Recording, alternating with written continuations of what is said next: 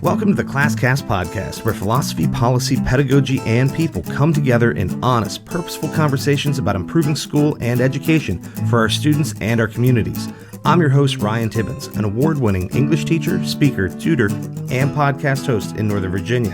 You can listen and subscribe to the Classcast Podcast on all major streaming services, on YouTube, and at classcastpodcast.com. Ladies and gentlemen, class is in session.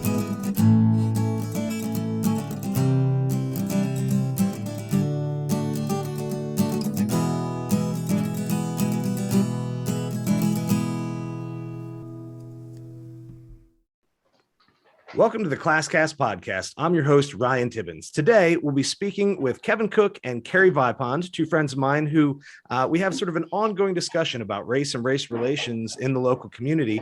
And with all of the sort of hype and debate and just conflict in general over critical race theory and the different iterations we've heard about it and all the confusion about what is it, what isn't it, what are we or aren't we doing in schools, I thought maybe now's the time, as we're getting ready to return to a new school year, to have an honest and open discussion about what we think is happening and maybe what should be happening or shouldn't be happening in schools.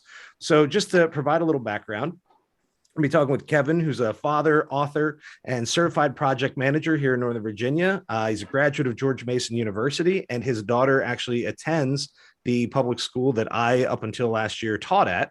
So he's invested in the local community and cares a lot about the topic. Cary is a father, teacher, and coach. He's a product of the local Loudoun County Public Schools. He attended Bridgewater College and has been teaching public school for 24 years in social studies, and now I believe it's government and economics. So, and me as an English teacher, I would say English and your history and social studies classes are the places you're most likely to have concerns about the ways people are or are not discussing racism or sexism or whatever else. So while this has been a hot topic in the news and in the local community, this is something that, Cary and I deal with on like a daily basis, as a work issue, and Kevin's dealing with as a father and as a concerned member of the community. So first, we always want to make sure we're clear. Each of us are speaking for ourselves, so we don't want to pretend we're representing larger groups and things like that. And there's always the opportunity for public input. So once this episode goes live, for anyone who's listening, if you have comments, questions, concerns, things like that, you can always track me down through classcastpodcast.com, on Twitter at classcastpod, and on Facebook and Instagram at classcastpodcast. Now, let's actually do this thing. So I appreciate you guys both joining me, both to talk in general and on a tough topic. And I want to sort of just quickly mention how this grouping came to be. And, it's three guys out of a larger group. And so we have a little, I don't know what, I'm going to let Cary handle it since Cary started it. We've been calling it the Cookout, but Cary, since this was your brainchild, I want to let you introduce the group a little bit, and Kevin, you can chime in and Sure. fill in there. But what are we doing? What group did we pull from? So it's born out of frustration, born out of anger, born out of sorrow. Unfortunately, this is our really amazing group of men and one woman kind of just came together, in the heels of George Floyd's murder. And I just remember sitting there thinking to myself, as a father, as both of you guys can relate to, feeling just very, very sad that I immediately snapped back into myself in 1991, the Rodney King incident, and how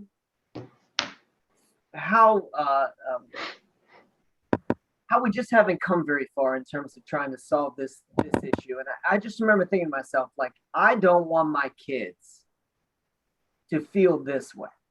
And here I was, fast forward 45 years old, and I felt like there was no headway being made.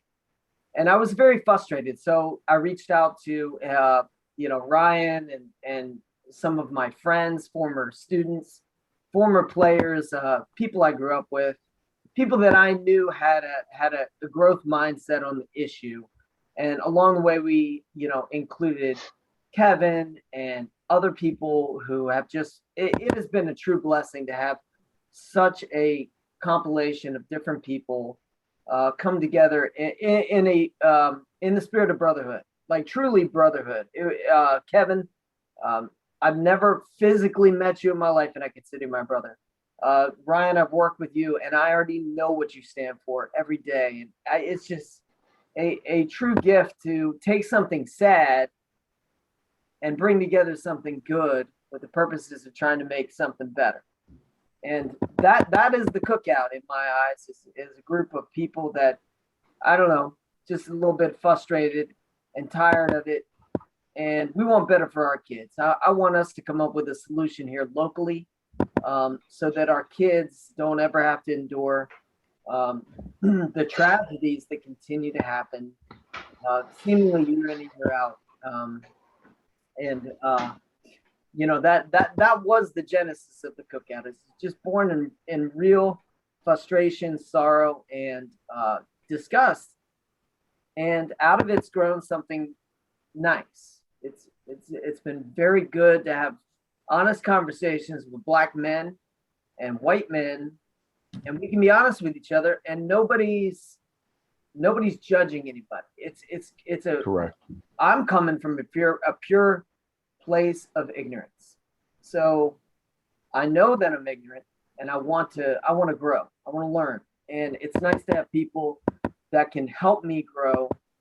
And that's the joy that I get from our little group is I feel like I'm growing. I don't understand anything. And so for any Black people that are going to listen to this podcast, I hope that you understand that I'm coming from a place of pure ignorance. So the things that I say are truly, as you said, Ryan, my beliefs based on the little bit of information that I've learned in the last year. Just the last year. So. Hey, Cary, I appreciate that. And, piggybacking off of what Cary said, I came into the group, I didn't know what it was. I had a friend of mine reach out and said, hey, I have this group called the Cookout, and I want to invite you to it. And I remember my first day, I was like, hey, what is the Cookout? I'm thinking, are we going to have a barbecue or something? What is this thing? Right. And then quickly I found out it was a forum, as Cary mentioned, where we could talk about various issues openly. The key is, and what I've told Cary and Ryan, you seem to stand the same way. As a Black man out here, we're not going to get movement unless we have gentlemen like yourselves involved in the discussion. And that's why the Cookout is important. And for Cary to say, hey, I'm ignorant and I'm coming here. You're not ignorant because you're already in a group and you're willing to learn and you're willing to listen. So to me, you're a lot of steps ahead of being ignorant, and I appreciate you for that, because, this is what it's going to take. In the Black community, I mean, we can talk amongst ourselves about all the challenges and trials and tribulations that we face, but it's not going to get anywhere without movement, right? And we need multi-cultures to understand what's going on in order for us to invoke change and have change. And that's why this topic, as you mentioned, is very important tonight. Yeah. And just to piggyback on the idea of ignorance, Cary, like, I know what you mean when you say that, but I also think we probably have to be careful, because a lot of times when somebody, oh, you're ignorant, like it becomes like an insult. But in this particular case, it's saying like, I don't know. And I have the awareness to know that I don't know, which I would argue is the first step towards ending ignorance, is acknowledging that there's a lot you don't know. And I remember when you first sent the message, over a year ago, about this group you're trying to put together, and some guys were going to get together and have this talk. And I was like, well, I mean, I don't know, should I really be there? I'm an extra white dude. Like, do you really need extra white dudes? Like, is that really, useful? And you said it was just, you said there's a lot I don't know, and I want to know, and I think that's maybe where sometimes we try to punish ignorance. And I think I probably said this the first time we all met, but our inclination to punish ignorance, I think, is a terrible thing. Like, you educate ignorance, you punish malice. Like, when someone knows and they do the wrong thing anyway, or they're out to hurt somebody, like, that's what we need to be punishing. Those are the people we need to yell at or call out, or whatever that may be. When someone just doesn't know, and it's easy for me to say as someone who hasn't been the victim of many discriminatory acts, but when someone doesn't know they've done the wrong thing, that's a good moment in my mind to take the deep breath and say like, okay, how do I let them know? And that's a big part of like, say, why I have the podcast. There's a lot of things I don't know or people don't know about schools and what goes on in schools. And so, hey, let's have this conversation so that information's out there and we make it more readily available to people. And so thinking about all the sort of debate over critical race theory and equity training and all this stuff going on in schools, and to be honest, I think it depends school system to school system, but I think more often than not, these things aren't happening in schools, but they're very much being presented as though they are. And I wonder how much of that is about like a shift in mindsets, or the first time a school system invokes any kind of equity training for the teachers, there are people in the community who want to lash out and say, it's terrible, they're promoting racism, or it's anti-white, or it's whatever. Helping people be aware of a conflict is not a conflict, and Absolutely. to immediately assume that that's some sort of, I don't know, academic theory gone awry or whatever. Like, I think people are making a lot of bad assumptions. Before maybe we talk about critical race theory as it is, or, as people think it is in schools, think about your own education, and I can think about mine. Did you guys, when you were going through, say, public school, think maybe middle school, high school, did you actually get any kind of education that was in any way anti-racist? Or like, did you get anything beyond the Martin Luther King, I Have a Dream speech and a couple extra things in February? Like, was there any concerted effort at all? And if not, maybe is the shift to doing that, is that what's causing the conflict? Like, what were your experiences like in school? Well, Kevin, I'll let you take that. So I grew up in Fairfax County, and you pretty much hit the nail on the head. I mean, you get the Martin Luther King, I Have a Dream, and then you might, get to watch a Harriet Tubman movie, and that was pretty much it. It took special individuals to actually step out of that and educate us a little bit more, but it wasn't part of the curriculum, right? And this was, if you joined committees and things like that, and usually it was just all the Black students had joined a Black committee, so we learned a little bit more. And then, of course, learning at home from our parents and things like that. But it wasn't taught. It wasn't really talked about.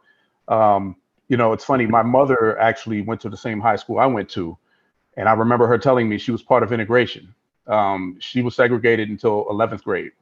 And in 11th and 12th grade, she was integrated into Herndon High School. And she said she never had any problems. She said, Kevin, I had no problems. Everybody treated me nice. But the problem was everything was set up for them, not her, right? So it was kind of like they welcomed her in, but they didn't integrate her. It was just kind of like, hey, you can walk these halls, you can, sit in our classrooms, but we're not even going to acknowledge that you're here. So that's when the problem started. It was almost like they didn't have a plan then, and it just, it kept going forward. So kind of piggybacking off of what you said and forwardly thinking, I agree with you in the CRT. My viewpoint has always been, we need to acknowledge what occurred. And one important thing, and I know we'll get into this, but while it's on my mind, I wanted to bring it up. One important thing, a lot of people think that we're trying to point out someone as being racist by talking about this topic. That's not the case at all. We're not saying, hey, everybody white, you're racist. No, we're trying to acknowledge racism exists. This is why, and this is what we can do about it, right? And I think the younger generation gets it. I've been coaching for a while, and I've been around all cultures when I coach. And my daughters are multicultural as well. And so they have no idea what's going on, right? Because they just grew up in this environment. So everyone their age and younger, they're kind of like, what is this? What's the big deal? Right? It's the older people that are having the challenge. And then you have to wonder, where's that stemming from?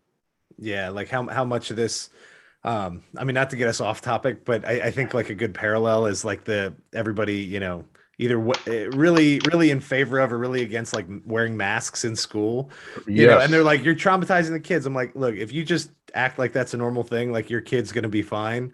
Your kid doesn't get mad about something until someone told them they should get mad about it, and right. That gets picked up. But that's also where some of this conversation, I think, varies a lot, community to community. And even in a, say, a county this size, You go to the western end of the community and things are more rural and it's very white and the conversation is very different there than when you're Yeah. in, say Ashburn and Sterling, which are very, multicultural. I mean, you got people from all over the world and sharing schools and sharing neighborhoods and things like that.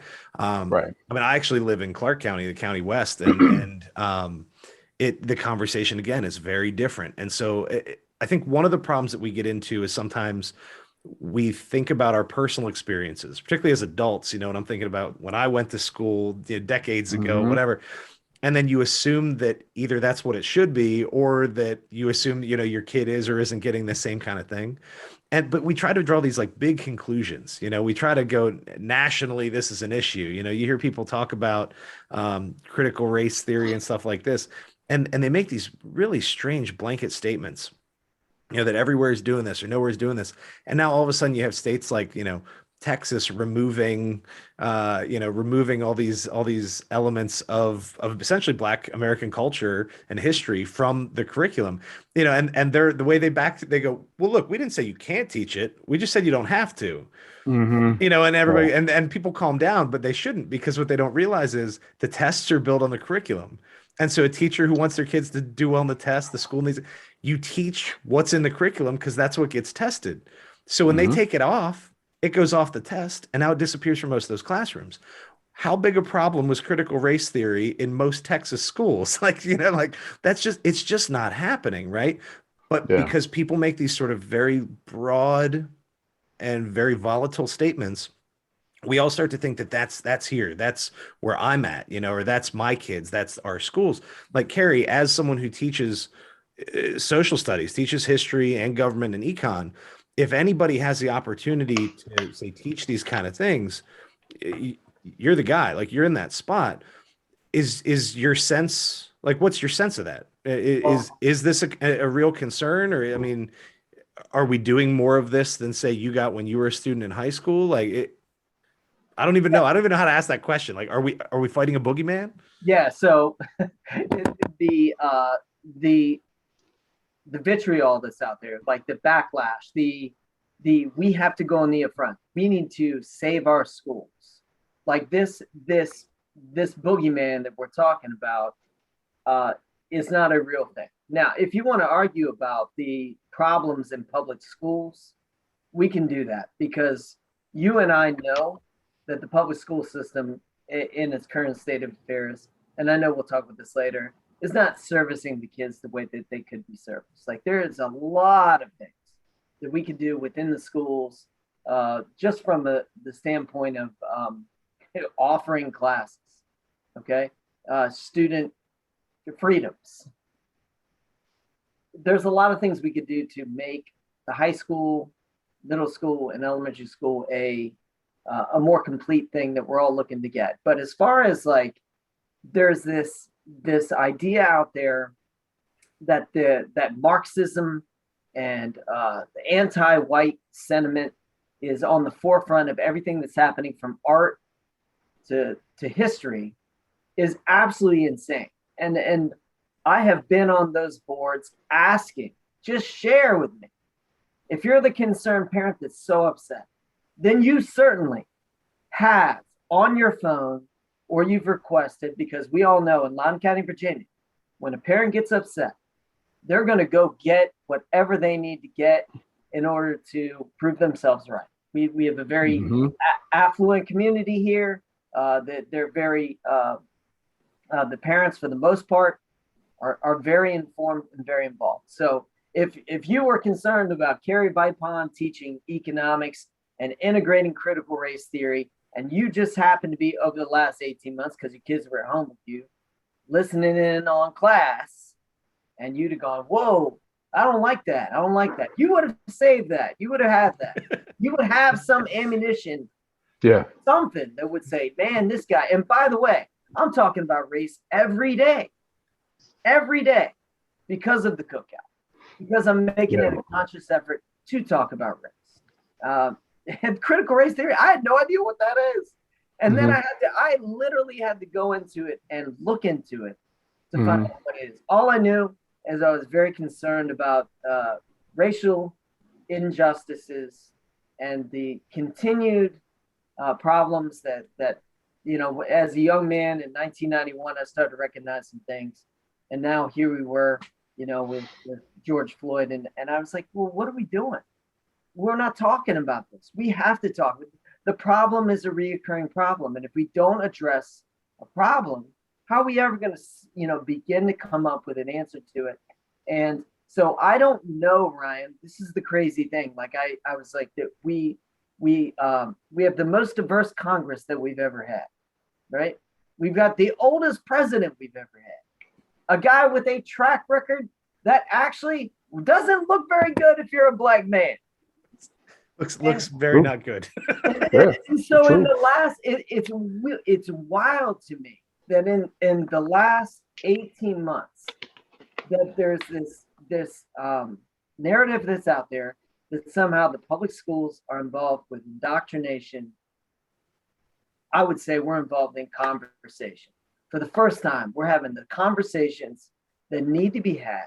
It's not trying to convince somebody one way or the other. It's a conversation that, we all missed out on. As Kevin's mother could probably attest, she learned, read from the same books that Ryan has his kids. Ryan's a little bit more forward thinking, but the Shakespeare is still gonna be a part of the story. You know what I mean? And just the constant, this is what we're gonna do. And now I see in the parent community, it's like, I want our kids getting back to reading, writing, and arithmetic. And for the first time, maybe we're asking them to think, like really think. And I'm not saying that's not going on in a lot of classrooms across the country. There's a lot of fantastic teachers out there. But if you're saying you just want your kids to do the reading, writing, and arithmetic and let the thinking be up to me, well, what are we really going to get out of school then?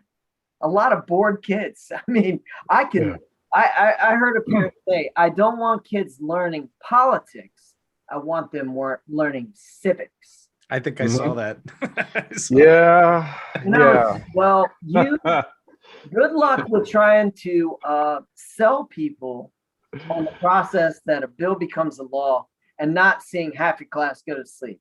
Unless there's some subject matter attached to the bill, the prospective bill, that is thought-provoking and interesting. And these kids, they want that. They didn't come to school to go to sleep. They came to school to see their friends first. Yeah. Interact with people and build relationships. And I don't know.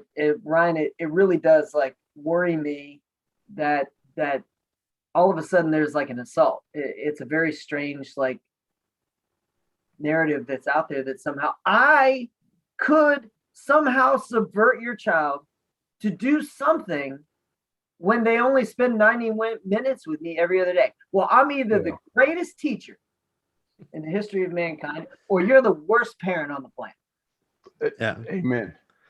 So, I mean, with all this, and that I love the reading, writing, and arithmetic thing. The more of these conversations I have, like the longer I do this podcast, the closer I actually get. I call it the 4 R's now, because I want reading, writing, arithmetic, and rhetoric.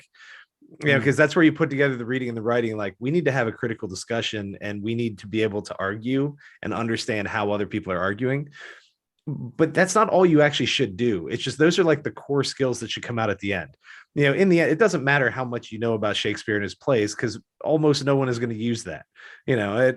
There are plenty of things that you're teaching in an econ class that are great to know, but that probably don't affect most people on a daily basis, or, the knowledge of it doesn't mean you shouldn't learn it. And the kids who need it are going to hang on to it. But, we get into that whole thing that like, well, I don't want my kid learning this. Why can't we go back to?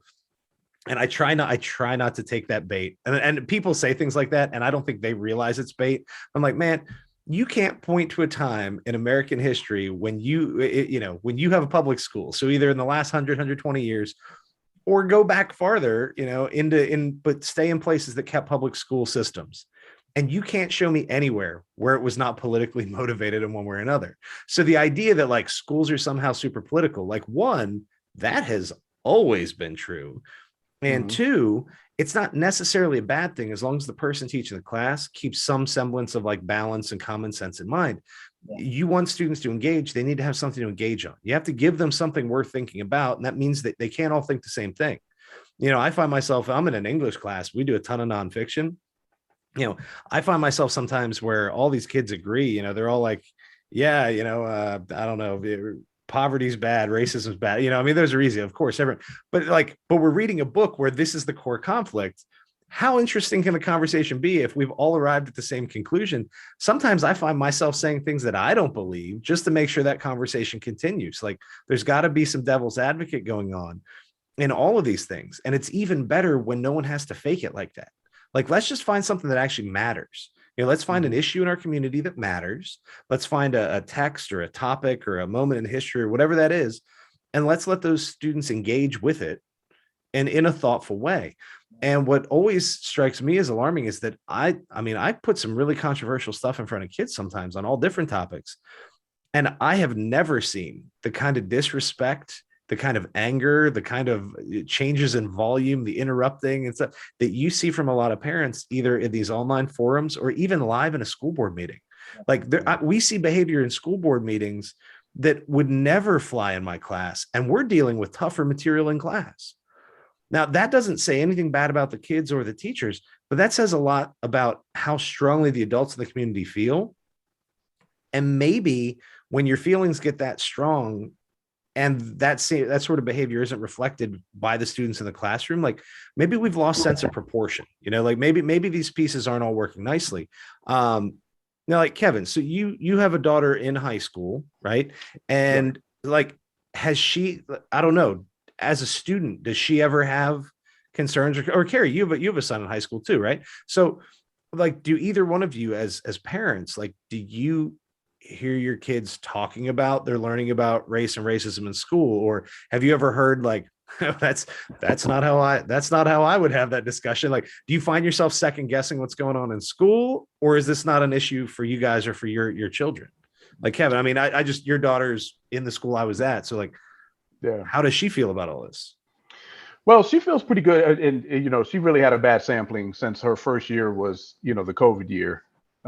So she really hasn't been, immersed into the high school culture yet. But, being a little more intimate with what she was learning this year, since, we were pretty much sitting shoulder to shoulder as she was learning, she didn't really have any challenges. I try to talk to both. I have a younger daughter as well who's entering middle school this coming year. And, I try to talk to both of them openly about some of the challenges that they're going to face. And being that, as I mentioned, they're multicultural, they're a lot lighter than I am. So, and they're girls, because there's a big difference between what, Black boys go through and what Black girls go through as well, right? There's layers to this stuff. But I talk to them about some of the challenges that they're going to see and some of the things that they're not going to face.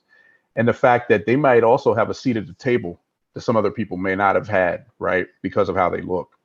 So, there's a bigger, I guess they have a bigger burden on their shoulders because there's some things that they can do to help invoke change, right? Because they may be accepted by some people that, just don't know. They're like, oh, hey, that girl has a nice tan, come hang out with me, right? And they don't really know the background, right? Because, a lot of times it's very visual. Because as you guys mentioned, I think it was Cary, I think you mentioned it, or it may have been you, Ryan, I apologize. But a lot of this stuff is taught, right? So if you're being taught how to treat someone based off of a visual, right, you get confused when that visual doesn't match. Like, oh, wait, how should I treat? So it's funny. So you can kind of, play both sides of the fence, so to speak. So we've had a lot of those discussions. I've also, my daughters have seen them to all of a sudden get treated differently when I walk in, right, when they realize who their father is. Oh, that's your dad? I didn't, almost like the deer in the headlights look, right? I didn't know your dad was Black. And I can feel that, right? I can see that immediately. And I stay very close and intimate with everything that they do. So they know. And, my daughter had a situation one time, and guys, forgive me if I'm all over the place, but a lot of these thoughts are just coming through. My daughter tried out for a team was cut from the team. And she had been part of the organization for a couple of years.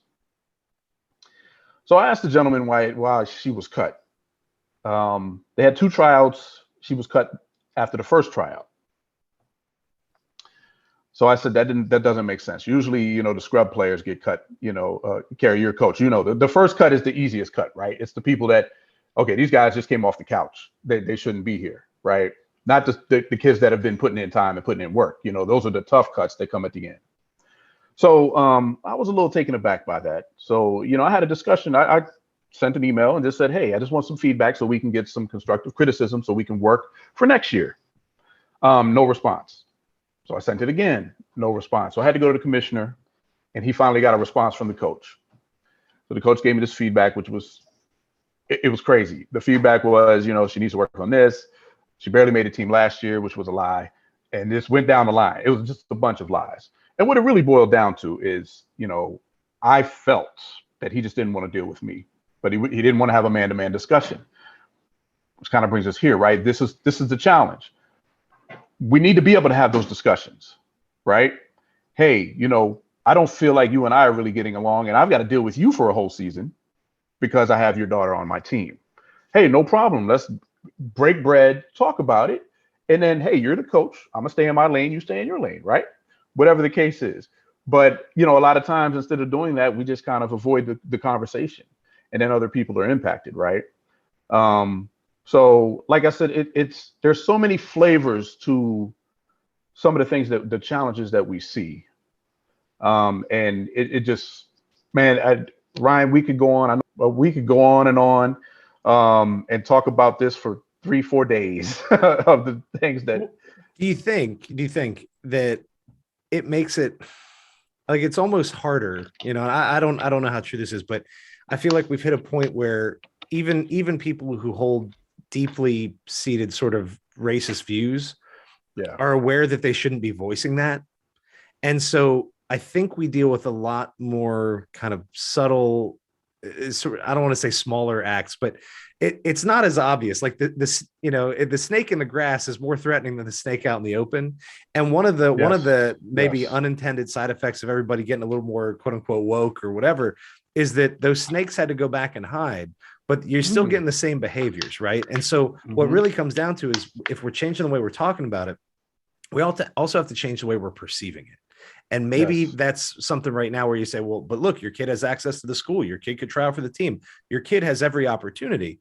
Well, yes, but is that actually a completely equal and fair opportunity? And when there's so many ways that you can sort of hide those motivations, this idea that it's somehow kind of harder to see, right? And it's not, we're at a point where I think people who don't want to see racism have a much easier time not seeing it because we're not legislating it in ways that we formerly did. And it's, that we're not hanging signs around town, directing people different places and things like that. But I also think that there's enough awareness of this. So there's this growing awareness that if you want to see racism, you can also see it everywhere, and I don't know that it's productive to say, I see this problem everywhere. Even if it's true, even if it is everywhere, like maybe we need to focus on like what matters sort of most before you fully saturate, every conversation comes back to the same thing. Like, right.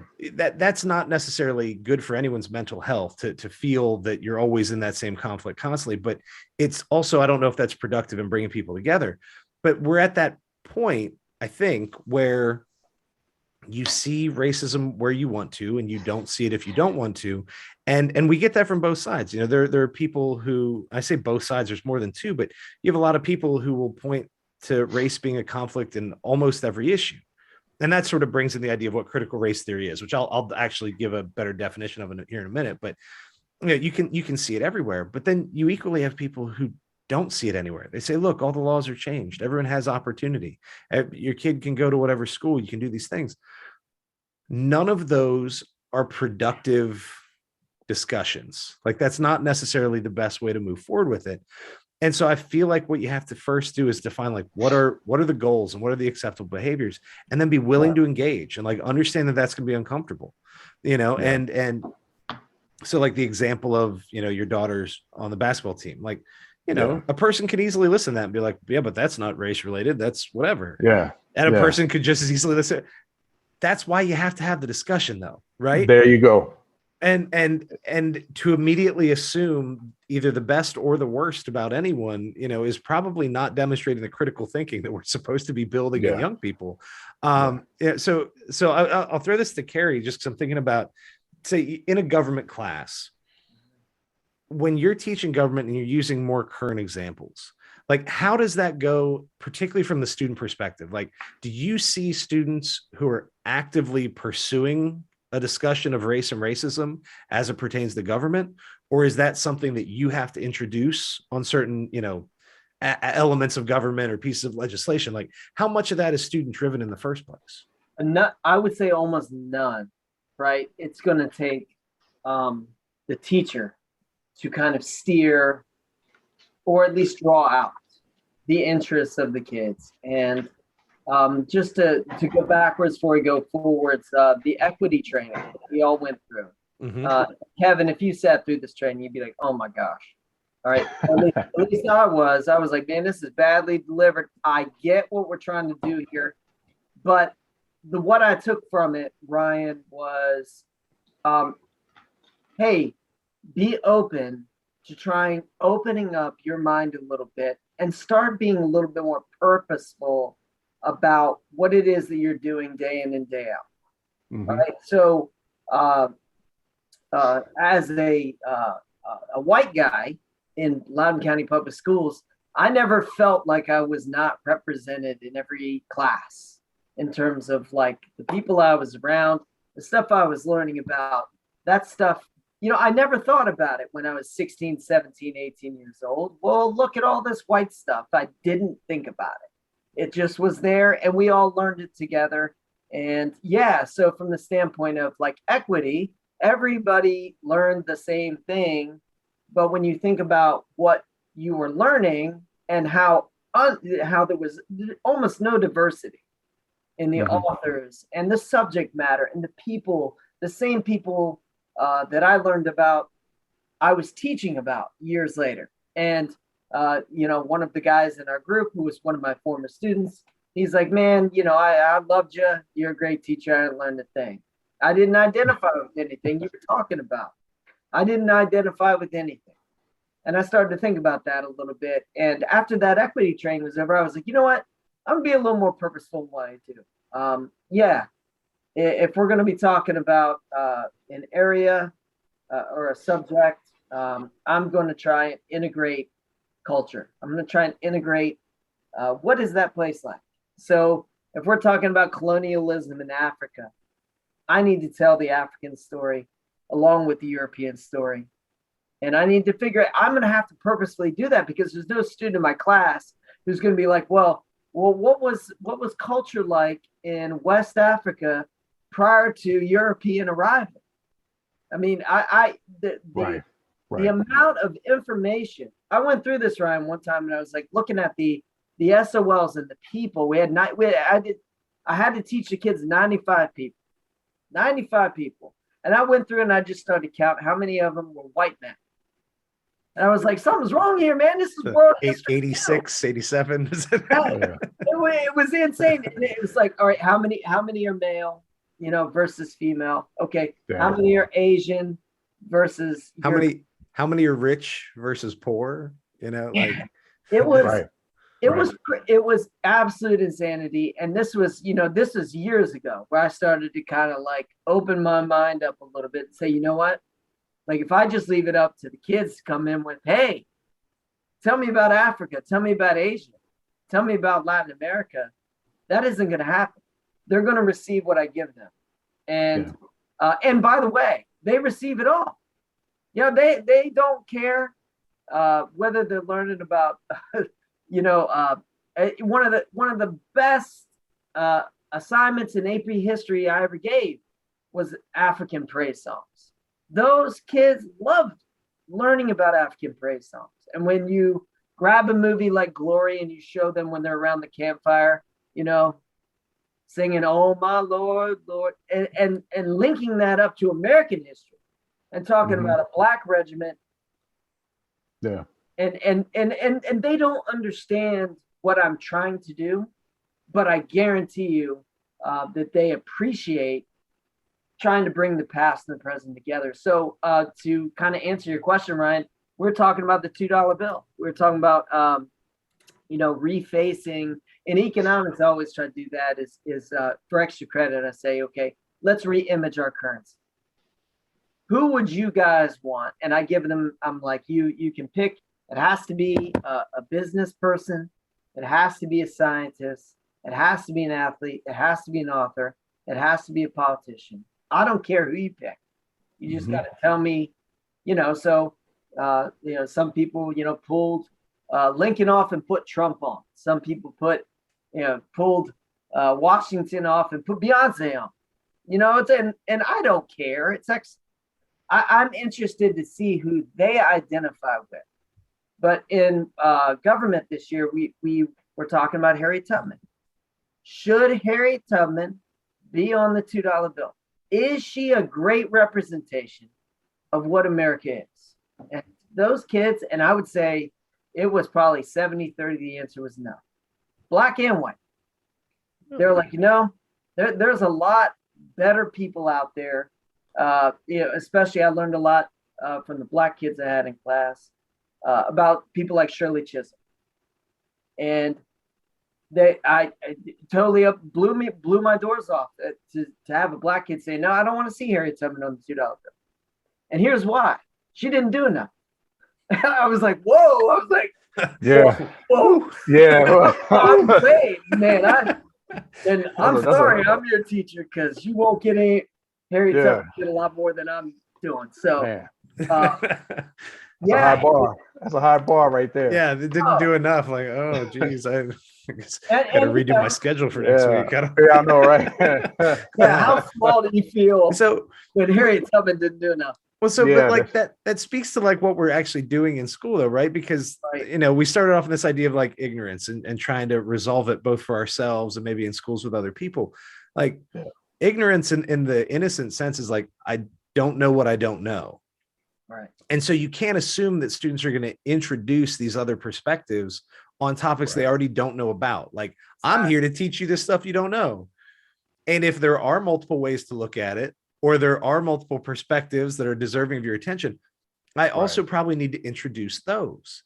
And I don't know anyone who would say that what I just said is bad or controversial.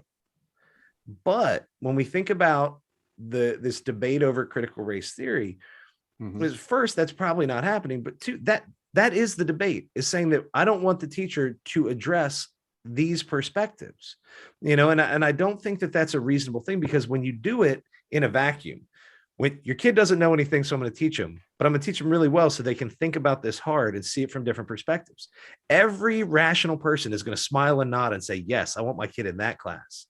Then I say, all right, so now let's go back and do this. We're going to read the autobiography of Malcolm X, and we're going to do this with the development of the civil rights movement and how it wasn't all sunshine and rainbows and Martin Luther King's I Have a Dream speech. Like, I always like to show them Martin Luther King speeches from, the year before he died. It's a very different tone, and they don't learn any of that stuff in the younger grades, though.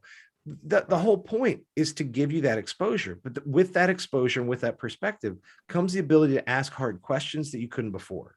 And I think that sometimes parents get uncomfortable when a kid comes home and asks a question that either the parent doesn't know the answer to or never considered asking themselves, or they know the answer to it and they realize they hate it.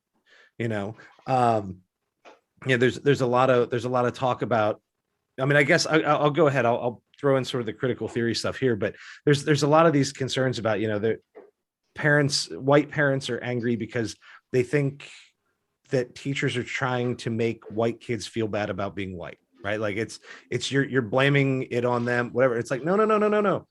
But you have to understand like who plays a part in this. This drives me crazy. How many people are willing to, wave a flag on 4th of July or Memorial Day, Veterans Day, all this stuff, take pride that we won 2 world wars. And I say, were you there? No, but my country did it. Good. But if you're cool with the collective pride, then you also have to be willing to accept the collective guilt for the things we've done wrong. You can't have one without the other and have someone sit here and respect that opinion like it's fully valid. I have no problem with you saying I'm proud of my country for all the great things it's done. You just have to also acknowledge, hey, some stuff went wrong too. And if you want to fix those problems, you then have to say, well, where did those problems come from and who did it? That doesn't say you have to be, if you're a white kid sitting in class today, you have to feel bad about yourself. Just like saying, your country won a world war doesn't mean you have to feel proud and go out and enlist or anything. Like, it's understanding the perspective means we have to know who's involved, right? And the critical theory piece, and this I'm gonna glance at a couple notes here to help me with this, but critical theory in general is just this idea that like you analyze culture, society, you can do works of literature, art. It's usually reserved for for legal stuff. But I mean, there's a lot of different ways to do this in an English class, right? Where you can do there's all these lenses through which you can study a book. You can do the feminist approach. You can do the historical approach. You put it in its time period. Why did the author write it based on what was going on in the world? Or the feminist approach. What does this story and plot look like from the female character perspective? Well, in the last, 60, 80 years, there's been a rise in the popularity of sort of a Marxist lens. Not that everything's about communism. It's just the idea that there's a power struggle between rich and poor. So you can read a book and then study it. Like if you want to write a college level, analysis, you can analyze how the different characters' status in terms of wealth and economics influence the way they treat other people and what they do. No one on the planet is going to look at that and say like, that's terrible. Like, no, that you can see that rich people and poor people treat each other differently, right? That's sort of the root of this concept of critical theory, is like finding the ways to look at those conflicting power structures, whatever they may be. This isn't the only way to look at a book or the only way to look at a society, but it's one way to understand the way the dynamics between people work, right? When we get to the idea of critical race theory, it sort of builds on that sort of Marxist literary lens that I just introduced. And I'm going to read a couple lines here, and then you guys can respond really however you want.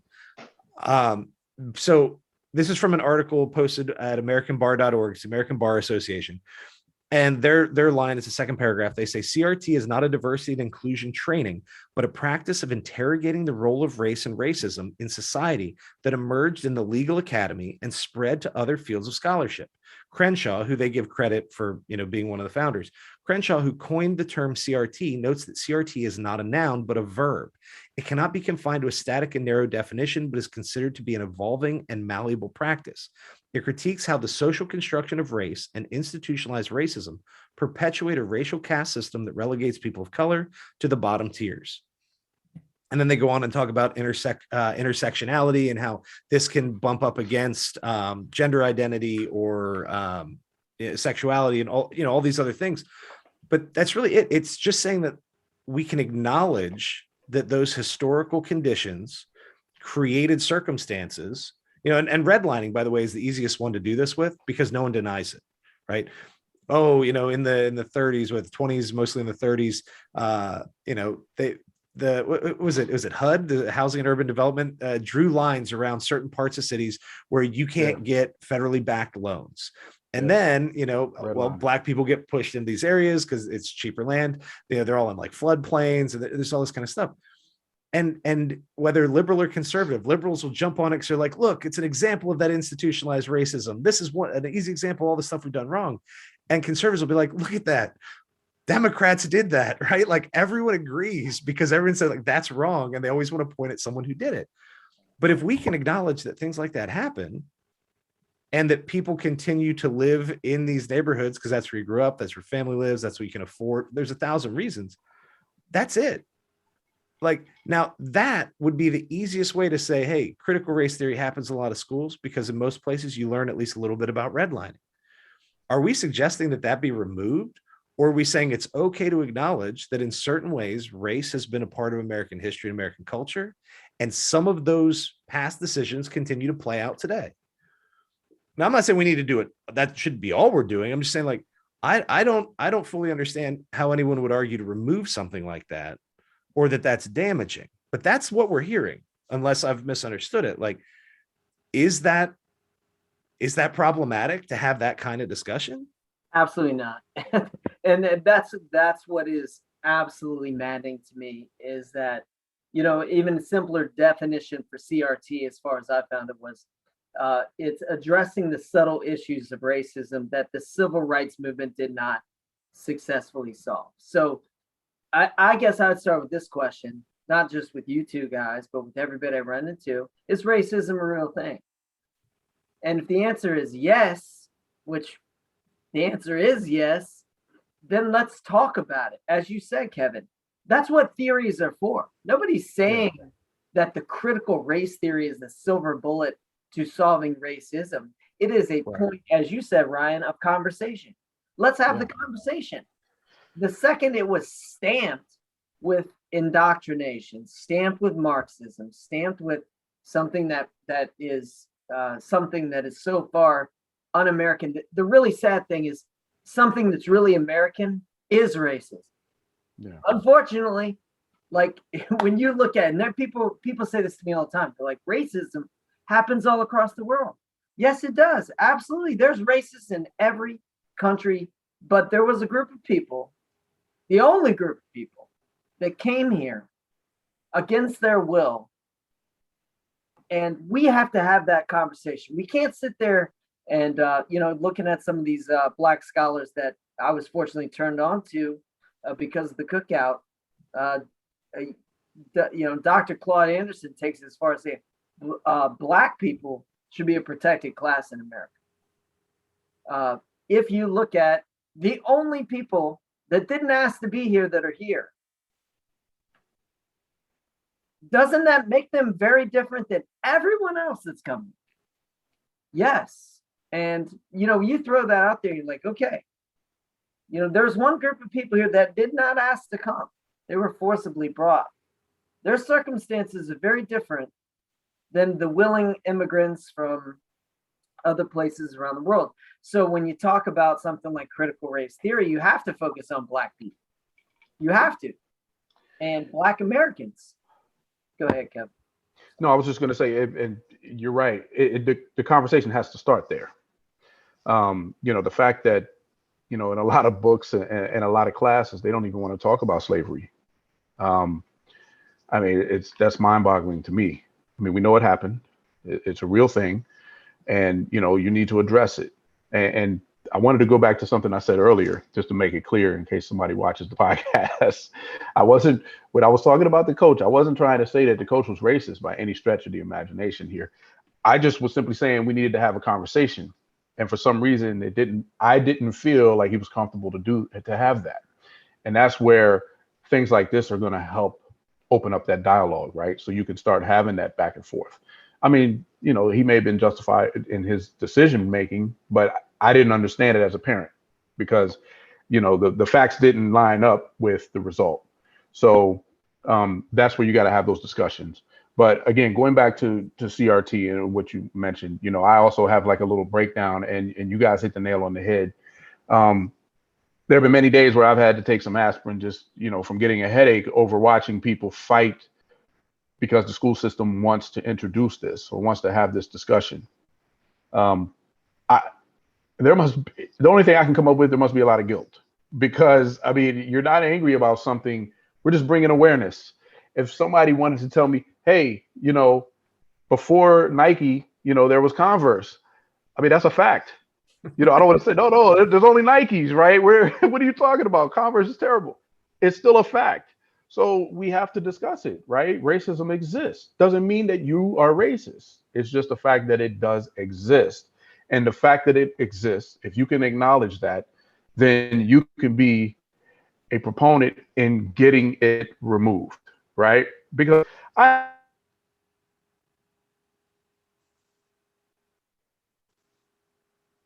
have friends that I went to George Mason University, all from across the world. There are so many different nationalities there. But, even, my white friends from George Mason that I'm still close with, I'll talk to them and I've asked them candidly. I'm like, when you're with your family or a group of friends that don't look like me, what kind of conversations are they having? And they're like, Kevin, it's terrible. I have to leave the room and it's just, and there's no changing them. They already know. They've accepted the fact that these people feel this way. And, they're part of my family or they're part of my, this circle.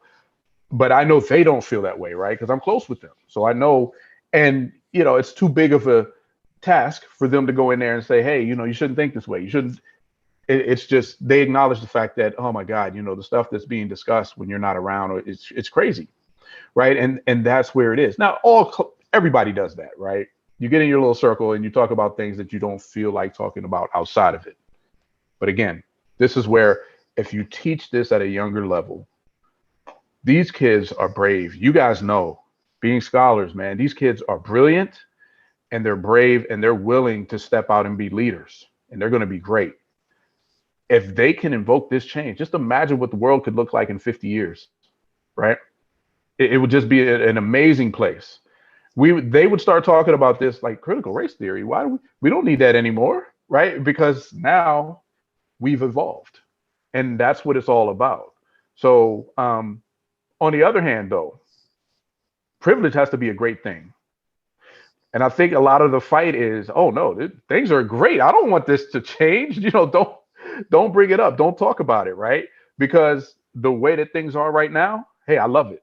And I'm afraid that this conversation may change the benefits that I have, right?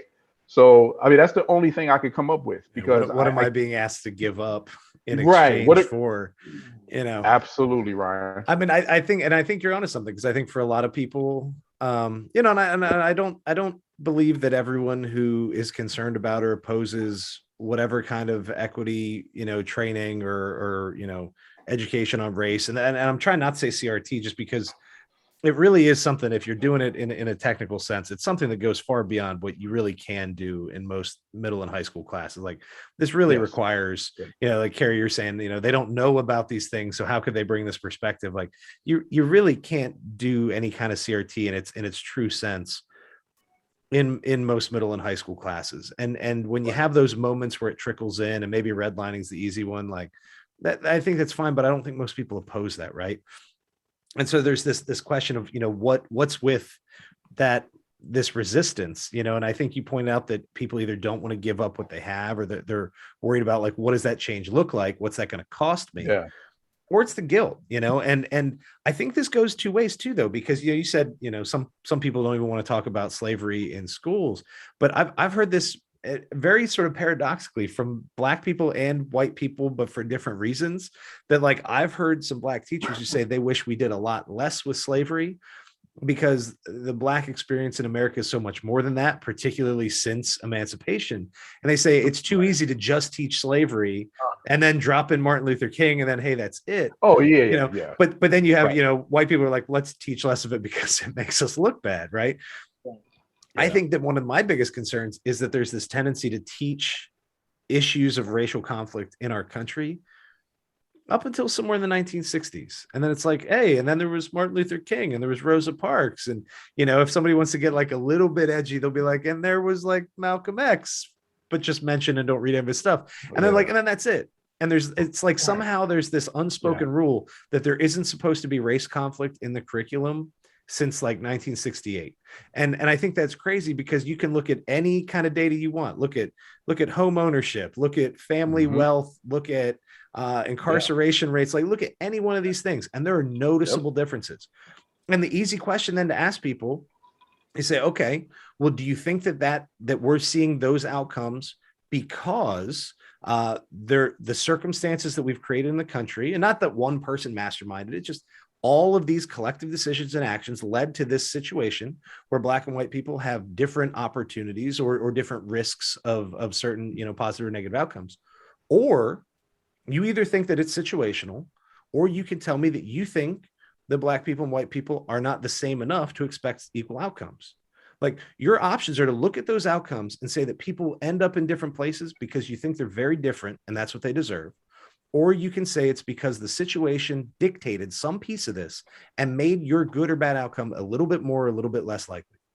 And I mean, a person could argue for a blend, but I don't know anybody who wants to make the argument that we're not all equal people and the rest, right? And so now all of a sudden we're stuck with, well, but it's also not the situation. Well, you got to answer it one way or the other, right? Right. And I'm gonna be an English teacher nerd here for a second, but this is where like people love passive verbs. The passive verb is it's a to be with a past participle, and politicians love it. Reagan said troops were inserted in Panama last night. He didn't say I sent troops to Panama. You always do it in the passive voice because that lets you know something was done, but it doesn't say who was responsible. In high school, I had a little party at my house. When my friends didn't see a screen door, walked right through the screen, big hole in it. My parents get home, they're like, "What happened?" I'm like, the screen was broken. Yeah, right. By whom, right? And I think a lot of times when we talk about these kind of conflicts within a society, within a culture, everybody, I don't want to say everybody, but a lot of people are more comfortable with the passive voice. You can say, Black people were enslaved, or white people were given the opportunity to blank. What you have to ask is who enslaved or who gave the opportunity. That doesn't mean that all white people, there are a ton of poor white people who had nothing to do, that's fine. We can acknowledge these things, but it doesn't mean that we should shy away from this conversation.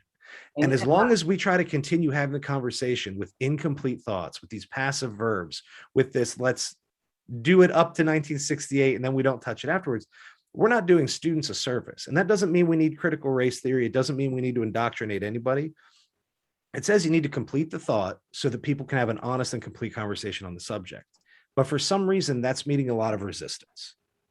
Yeah, and I think that's the really uncomfortable thing is being the white guy trying to lead the conversation. Because you're sitting there trying to figure out something that you have no idea about. And that is the thing that is the hardest for me. And so, as I mentioned, as we were, talking about like kind of coming into this, and I wanted to look up, I was like, all right, who are the like Black scholars that I respect, right? Thomas Sowell, Boyce Watkins, Claude Anderson, Du Bois. I want to, how do they see Black men in America? Because I'll have a better understanding of like a Black man in America if I understand how they perceive a Black man in America. And a couple things like jumped out off the page of me. The first, as far as Dr. Watkins goes, he doesn't believe in critical race theory. He says that white wokeness will not lead to Black empowerment. A white teacher in the classroom leading a discussion about race in America is not going to move Black people forward. It might move white understanding of Black people forward, but it's not going to help Black people. And and I'm going to give this back to Kevin because he mentioned something earlier that aligned with what he was saying is not this in particular, but the fact that you talk to your kids about this, right? I can't have a conversation with my kids about what it is to be, for instance, a Black female in America. I can't. But, Dr. Watkins was saying, arguing for CRT is arguing from a position of slavery. You want the white guy to fix your problem. And so a lot of what he was talking about was like, as a Black family, I have to teach my kids what they're not going to learn. Which, I'm hoping that his kids walk into my class and go, wow, there's somebody who's making a real effort here to try and do a little bit more. But he can't help my kids. So I'm interested to hear your perspective on that in particular. Sure. Yeah, I've listened to Dr. Watkins a few times, and I hear what he's saying. I wouldn't necessarily agree with that totally, simply because it's more of a situation. I'm looking at it from this perspective. If the understanding is set, it's going to change some things which could potentially lead to Black empowerment, if you will. Black empowerment is not my goal for CRT, right? It's the understanding, look, this stuff happened. There are inequities. Acknowledge that they're there, and what can we do about them, right? I preach to my kids, get your own education, figure out your own path. But if I can open up that path a little bit, make it a little bit easier, right?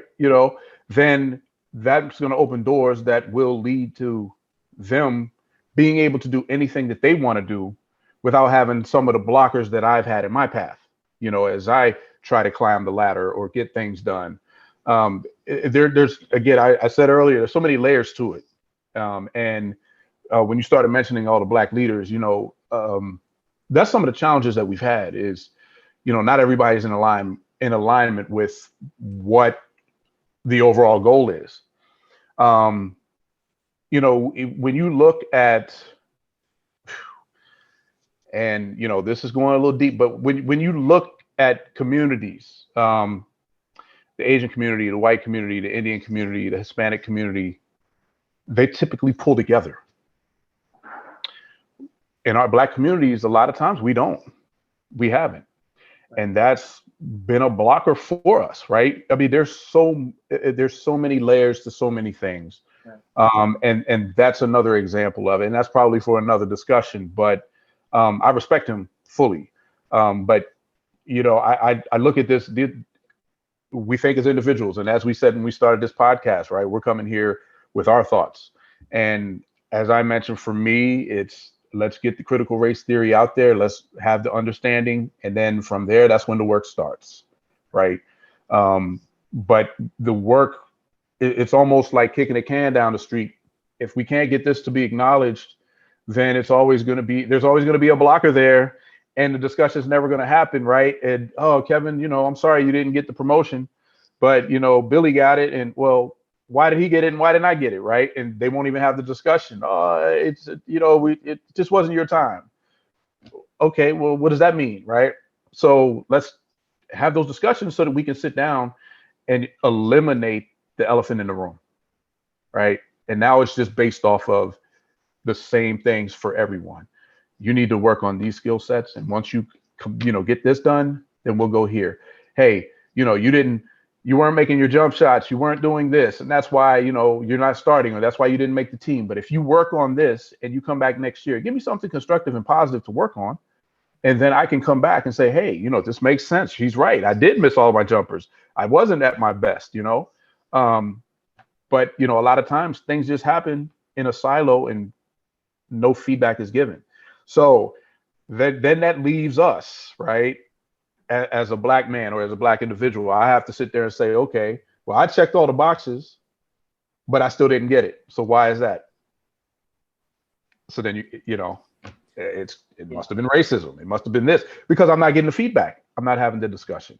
Yeah. So yeah, well, and sometimes it probably is, and there's probably is, at least sometimes it may not be. But if that person isn't gonna clearly communicate what the needs are, what the concern is, and I don't know, I think that the way this conversation has gone in our community and nationally demonstrates that a lot of people don't want to have the honest conversation. And if we don't, if you just say this is off limits, look at how many states are trying to legislate against this kind of discussion. Like, if you're saying that this can't be discussed in school, then what you're saying is we don't think there's any problem, or there is no progress left to be made. But again, like I said, there's so much data you can look at. There's so many disparities. That's not a rational response to say, oh, this is perfect, this is how we want it, because I hope that's not true. And if you would say, hey, this is the circumstance, this is how we want everything, well, at least be honest and please say that. And then we can say, like, well, okay, well, now we know that this is racist, because you're saying I don't care that some people are struggling more than others. Right. Well, I think the other thing that's wild too is that we're completely open to the discussion in schools about mental health. Like, that's right at the forefront of everything we're doing. Is you have to be aware about what these kids are going through. Okay, cool. I'm down with that 100%. If it's something that is bothering a kid, I want to help the kid. But there's no room for a discussion about racism? There's no room for discussion about transgender. There's no room for a discussion about religion. There's room for all this. We can make room for it. Yeah. And well, I don't want you raising my kids. Well, that's cool. I'm not going to raise your kids, but I'm also going to be fearless about showing up to work every day and not really worried about whether or not you actually do what you say you're doing. Like, we're going to have the conversation about race because your kids and my kids are going to be sharing this world together. That's why. And I don't really care about your feelings. I'm sorry. Yeah. I mean, my kids and your kids are the people that will inherit the planet. And you mentioned, I loved your analogy, Kevin, kicking the can down the road. You know, even as a white guy, I can still see the same can in front of me right now that I saw in 1991. And I had no idea what I was looking at in 1991, at least in 2020. Right. I know it's a can, you know, I mean, and I don't want my kid to see that can. Right. I want us to try and work together to at least address the issue. Yeah. And piggybacking off of that a little bit, when you said mental health, yes, it's funny. It's almost like they compartmentalize the argument, right? How bad do you think racism impacts your mental health? I mean, let's be real. It's like, and like you said, the transgender thing issue as well. That's got to be a huge mental health issue, right? If, you know, I'm making a decision and I know that I'm going to be ridiculed by so many because it's such a big topic. I mean, my mental, it's like you said, it's almost all encompassing, right? When you talk about mental health and you break it down in subcategories, you have all of these things anyway, at least a part of it. So you bring up a very good point there. Well, I just remember in the 1980s, right? The you know, just say no campaign, right? Just say no. Yeah. And then you move into the bullying that, you know, there was a huge initiative across this county to get rid. Nobody said let's not address bullying. Yeah. Well, hold on a second. We're talking about racism. We're talking about something that is literally at the core DNA of this country. And what is critical race theory? Again, it is just the beginning of a discussion that could go in Ryan's class. It can go one way. In Kevin's household, it could go another. In my class or houses, it could go another direction. Let's just have the conversation. Right. And that's it. If you're a black kid in my room and you're looking at me to have the answers, I don't have. Just look for somebody who's going to ask the right questions. And we can all work on it together. Like that's what we have to start with. Right. So what's really kind of strange with all these ideas, like some of these examples, you say like, you know, are you saying that bullying isn't a problem? Like, no, bullying is a problem. So we want to talk about it, you know, and mental health's an issue. And so we want to talk about it. And then you go to say like, you know, race and racism, and it gets weird because people start to conflate, like, do you want individual people mistreating other individual people? And, you know, almost everybody's going to say no. But you say, but what about when groups of people, you know, interact differently, or, you know, when the rules of a school or a system are different? And I think part of what we're getting into is how this gets politicized. Like, think about how many people like pollution. Like, everybody's going to tell you they're against pollution. But say, what do you think about climate change legislation? Well, now I hate it. I love it. I whatever. If you would just say, do you think we should pass some better laws to stop pollution?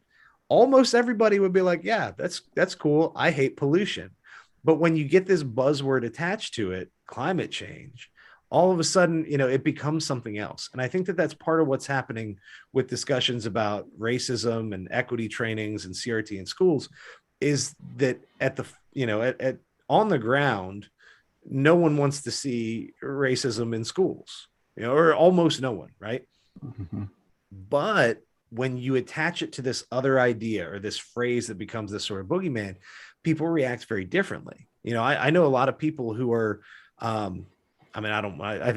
think most people are at least a little bit racist. So I'm not going to say they're not racist, but I know a lot of people who are good people and are no more racist than anyone else around, and maybe even less, who also will tell you, I don't want these things going on in schools. But it's not because they want racism.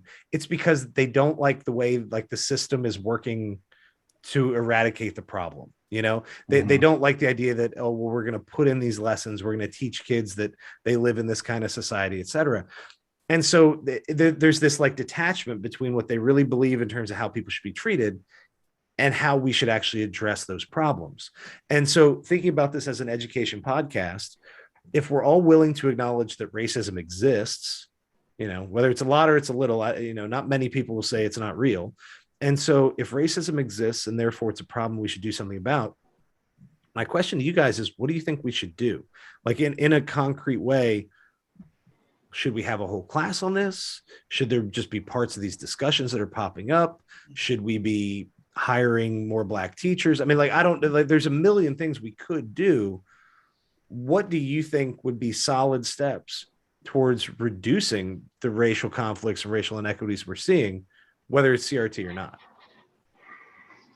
Well, me personally, I think that creating a forum where teachers and students, parents and teachers can get together and have honest discussions like what we're talking about right now, where Kevin can look at me and go, I disagree with what you just said. Cool. That's cool. Tell me why. Because this is how I feel. And I'd love to hear why you disagree with it. And, Ryan, you mentioned it. I mean, you're seeing the opposite of that in the school board meetings. You're seeing the opposite of that in the community, where people are latching on to a subject matter and demonizing anyone that shows any sympathy towards that. And it's not just with race, it's politics too, and everything else. Everybody's so adversarial. And I think, especially I know how Ryan conducts his class, the art of conversation and learning from someone else has got to be a major emphasis in every single class, where it's not we're sitting there and learning fact after fact after fact, because we know it's on some standardized test there. And then judging the teacher and the students' success or failure based on how they score the test. It's the conversations that matter. So however, to answer your question, Ryan, however public schools or the community at large can facilitate a discussion where we have respect for each other at the end of the day, whether we agree or disagree. We have to get back to that place. We have to get back to that place.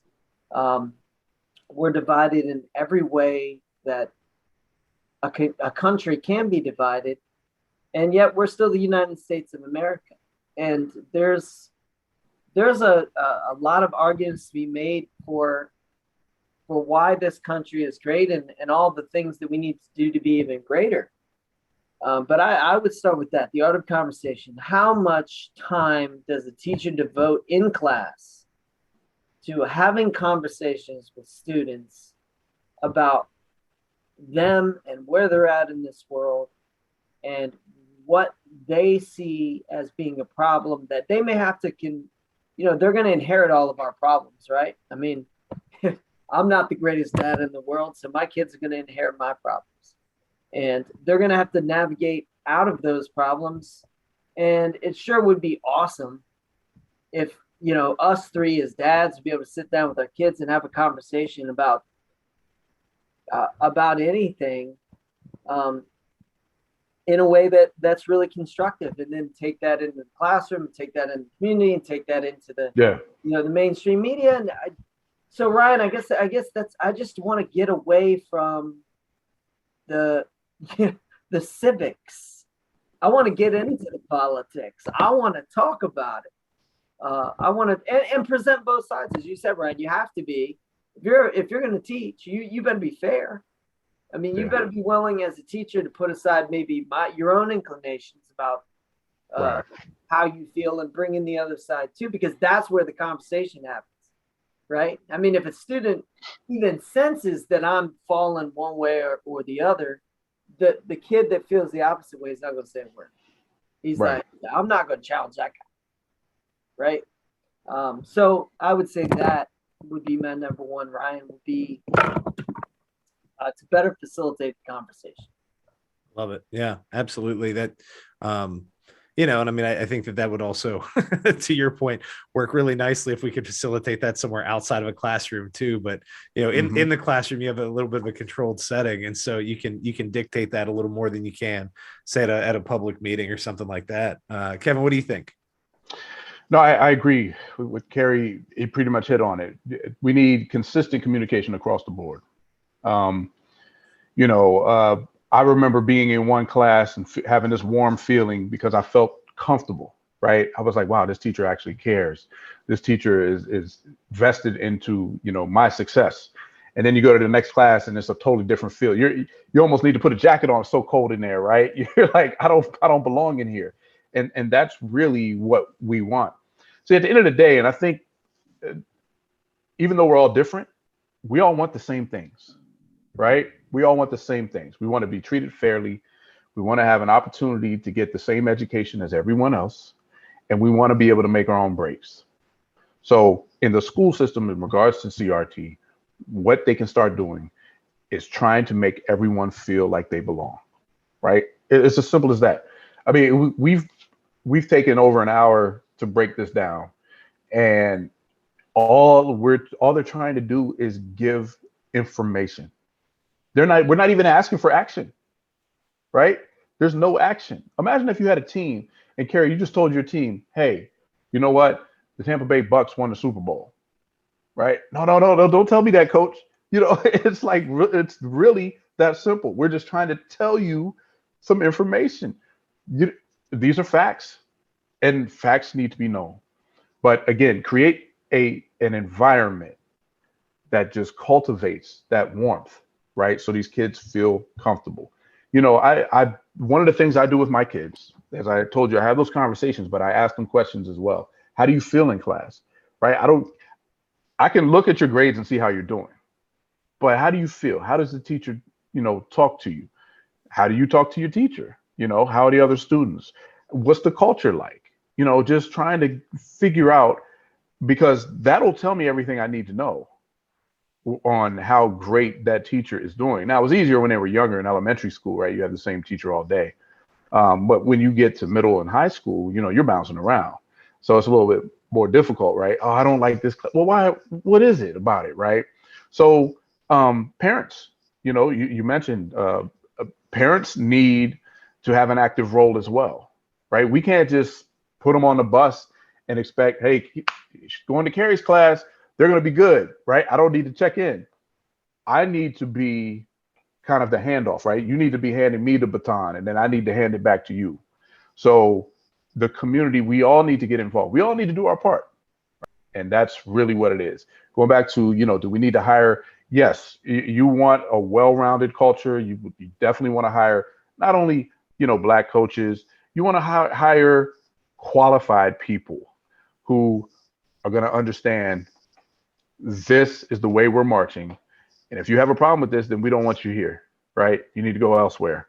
But this is what we're doing collectively, and you have all of our support. That's really what we want to get to. So that's great. So we're getting ready to wrap this thing up, and the way I end all of these discussions, and this one's taken on a little different format than a lot of the other recordings, but I sort of throw a quick open mic just in case there's something that you guys want to talk about that we missed, or you said something you want to clarify it, and I'll sort of give each one of you a turn, and you can go straight from the thing you want to mention into recommendations for books or movies or both. In this case, probably thinking things that more closely relate to discussion of race or equity and things like that. But if you have something else that you think is just interesting that the audience should check out, we can do that too. So a little open mic and then some recommendations. Kevin, I'll give you the mic first. What anything you want to clarify or add on, or any recommendations for our listeners? Well, I want to thank you guys again for having this discussion tonight. I think it's key. We've all seen a lot of the discussions, seen a lot of the turmoil that's going on in a lot of the board meetings. I've seen a lot of things on television that made me scratch my head as well. A lot of different conversations. So I think it was great that we all got together to do this. That's pretty much it. I don't really want to clarify too much. I think I think we hit on everything pretty well. And again, just thank you for having me. Awesome, appreciate it. Cary? Did you see the Loudoun County's school board meeting tonight was being covered on Fox News? The entire thing was being streamed on Fox News. I heard that. I did not watch. And by the way, for those who are listening and now you're curious, you want to look this up. we're recording this on August 10th. This episode probably won't come out for another 2 weeks or so, 2-3 weeks. But yeah, I heard that Fox News was all over it tonight. So yeah, I just you're recording the entire thing. This is like a 6-7 hour deal, man. Yeah. And so you're, you know, it's gonna be cool to see what they splice up anyway. Coming from that, I would say this because if you are somebody who is unsure of where you stand on critical race theory, whether you're white or black, I would say there's two things that I would definitely dive into. This book right here was actually assigned by my principal, and stamped by Jason Reynolds and Ibram Kendi. Yes, and I'm not saying that this is the end all be all, but my principal gave all of us a copy of this and said, I'd like for you guys to read this, and we're going to have discussions about it throughout the year. So that happened. And whether you like it or not, right? Whether you like it or not, it's a good read, especially if you're a history teacher. I mean, the stuff in there is so many interesting stories. He says right off the bat, he's like, this is not a history book. And I'm like, okay, this is going to be a lecture. And actually, he did a fantastic job of weaving history into his lecture. And, you know, his belief is that, you know, people are really divided into three groups: segregationists, assimilationists, and anti-racists. And he goes into some good detail about that. He talks about subjects like uplift suasion, where I had never heard that term before. Where black people are working very hard to earn the approval of white people, and gives great examples. Goes into, you know, Thomas Jefferson and the duality of his personality and all that stuff. It's really cool. So it's not about, to me, I didn't walk away going, I agree with everything in this book. I just thought it was a really interesting read. So if you want to understand like critical race theory, this is the guy that's kind of out in front of it right now. And then I'd also say along the same lines of the 1619 Project got kind of like stamped. That I had never heard of it before. And then some people, you know, we're talking about race online, and they were hammering this. I don't want my kids learning this. And I was like, well, I gotta listen to it. So they had all the, I think it's 8 different podcasts, and the woman that wrote it just got hired at Howard, which is kind of cool because she's right around the corner now. Yeah. You know, and again, some of those episodes I did not identify with at all. But then there's a couple of them. There's like 2 or 3 of them. It's like about black farmers, about healthcare.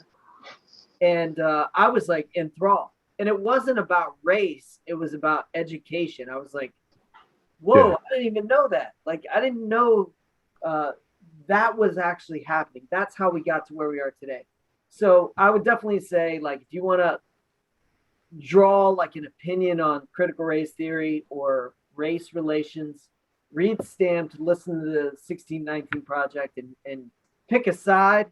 And then, you know, you got some ammunition to argue from, because I've seen people saying, well, this guy is the enemy. And I'm like, no, this guy, he is definitely not the enemy.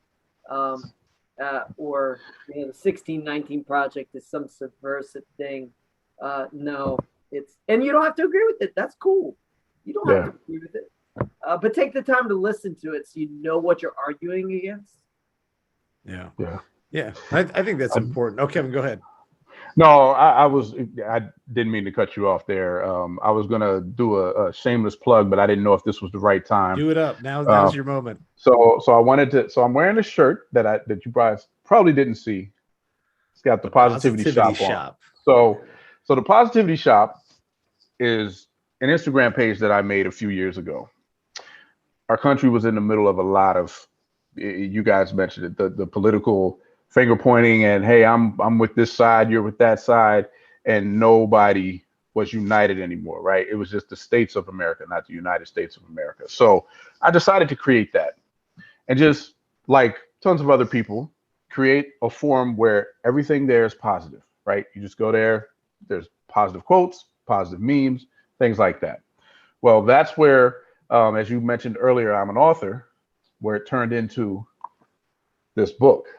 So this book here, I don't know if you guys can see it, but it's called, The Positivity Shop, Positive and Real Talk for the Journey of Life.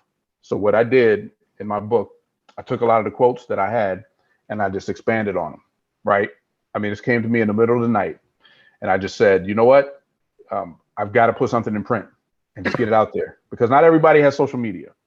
So I just wanted to bring that up because I think positivity is what we need right now, right? And I try, and again, nobody's perfect, but I try to look at everything from a positive standpoint first, right? Just, okay, what can I take away from this that's positive?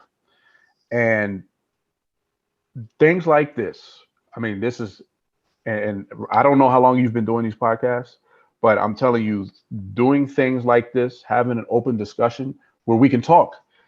As Cary said, we don't have to agree on everything, right? And I think people forgot that. You know, it's like, if you don't agree with me, you're the enemy. That's not, come on.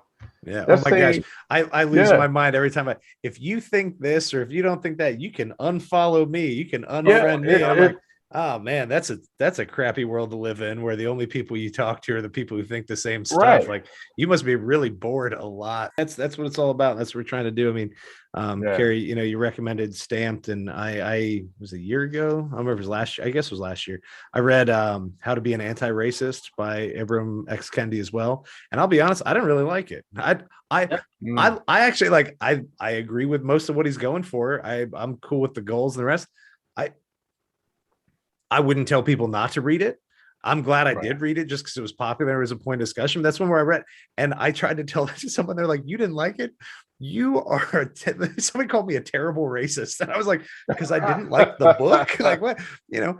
And it's important to be able to engage in those ideas and engage in the discussion. And so, you know, whether it's a podcast like this, whether it's, you know, Cary talking about having that conversation in the classroom, or maybe even through, you know, a group of like-minded people. And that doesn't mean you agree, just people with similar interests and willingness to engage, like we've sort of found with the group, with the Cookout. You know, I think we need more of that in the world. And so hopefully some pieces of what we talked about here tonight are useful to the audience, both, you know, to teachers and to parents, and maybe just anyone in the local community who checks us out.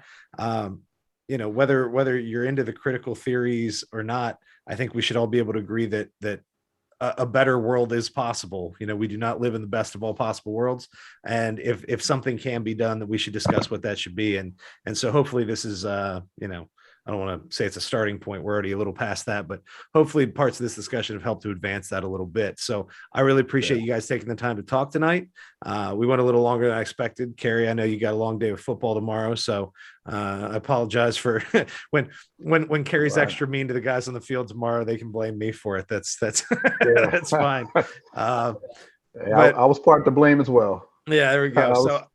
All right. Well, we'll get this episode up as quick as we can for people to check out. Again, this has been the Classcast Podcast. You can find us at classcastpodcast.com. Also streaming on all major streaming platforms, plus YouTube.